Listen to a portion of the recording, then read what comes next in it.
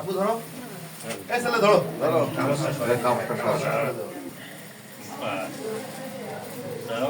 ওই মাথা এই মাথা খালি যাবে। হ্যাঁ হ্যাঁ আর হাততালি দাও কম করতে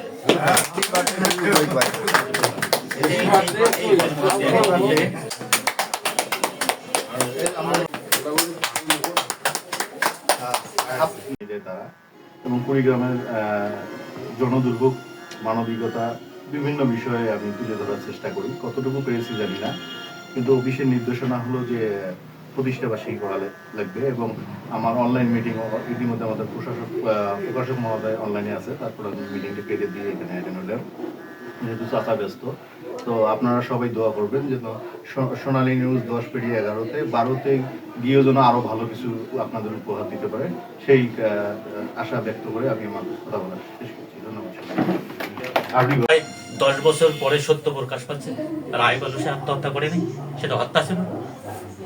কিন্তু এই 10 বছর আগে যে সংবাদপত্রে নিউজ হলো গৃহবধূর আত্মহত্যা, এটা দায় কে? এটা দায় আমাদের সাংবাদিককে নিতে হবে, সংবাদপত্রকে নিতে হবে।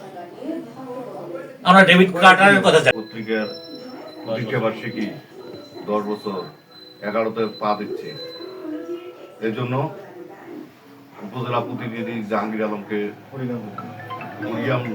কুড়িগ্রাম জেলা প্রতিনিধি জাহাঙ্গীর আলমকে অসংখ্য ধন্যবাদ জানাচ্ছি এবং